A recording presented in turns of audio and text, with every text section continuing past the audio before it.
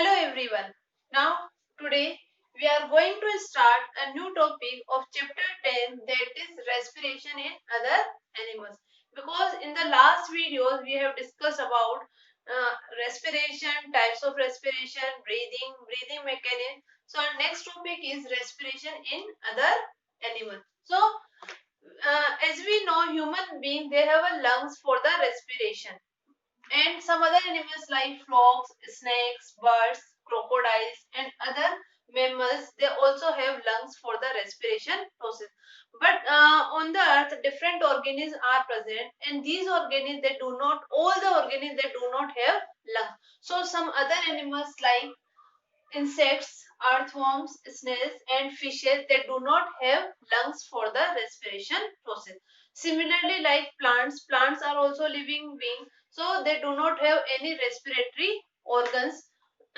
Different parts of the plant, they respire differently. Okay, they respire independently. So all the animals, they do not have lungs like human beings. Different animals like insects, earthworm, they have different respiratory organs for the respiration. But some animals like frog, snakes, birds, and crocodiles, they have a lungs like human beings for the respiration process. Now our next topic is respiration in cockroach and other insects. Because cockroach, it's a type of insect. So in the cockroach and in other insect, the respiratory organs are main respiratory organs in insects and in cockroach. This is tracheae. Okay. Tracheae, these are the branch air tubes. This is a tube-like structure which are branched, and they pass the air from outer environment to the inside the body and to the each and every cell of the insect's body.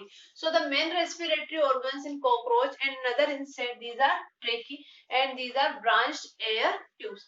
These tracheae or these air tubes, they form a network inside the body of the insects, and these air tubes, they are contact with the each and every cell of the insect's body.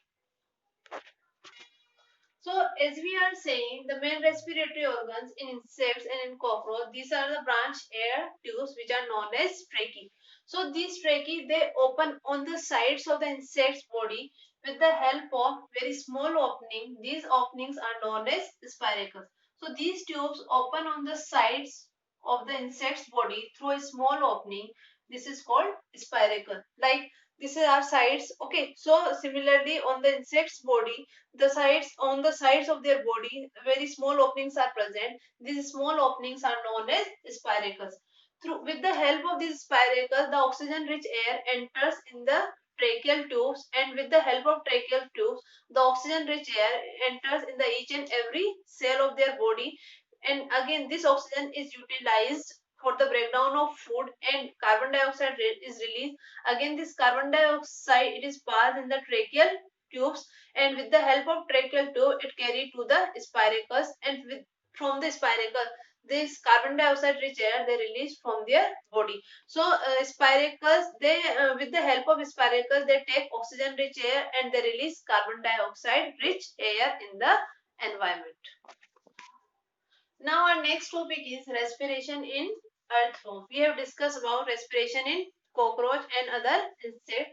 Now our next topic is respiration in earthworm. So earthworms and leeches, they breathe only through their skin. It means they do not have any respiratory system like human beings and like other animals.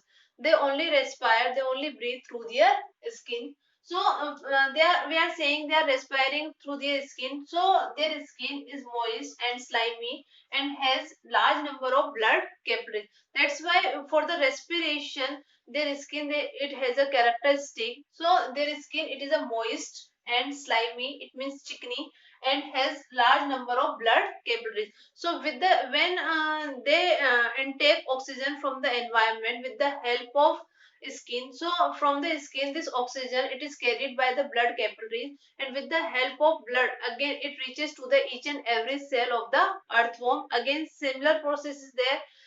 This oxygen, again it is utilized in the cell, and carbon dioxide is released.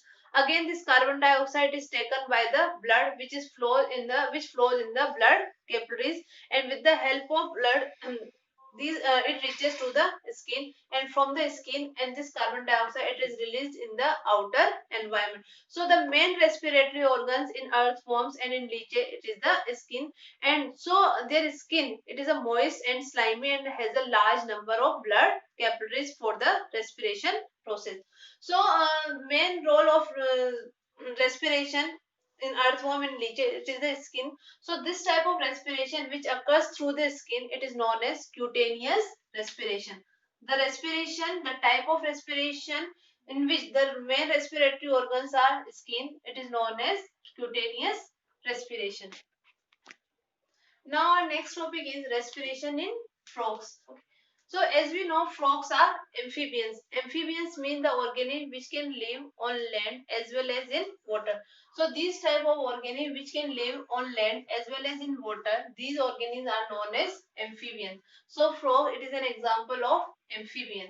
So frogs when they are present on land, they breathe through their lungs like human beings, but when they are present in water, so lungs they can't work for the respiration process. In this condition they breathe through their skin like earthworm. So like earthworm, the skin of the earthworm it is moist, slimy and has large number of blood capillaries. So similarly when frog they are present in water, they breathe through their skin, and their skin it is also moist, slimy and has large number of blood capillaries. So frogs they are amphibians, so when they are present on land they breathe through lungs, but when they are present in water they breathe through their skin.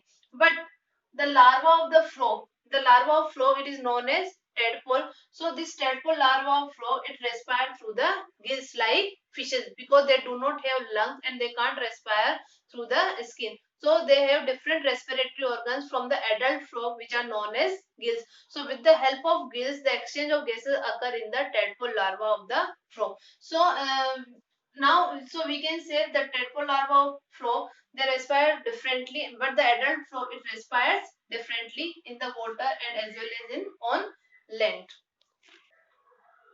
Thank you for watching my video.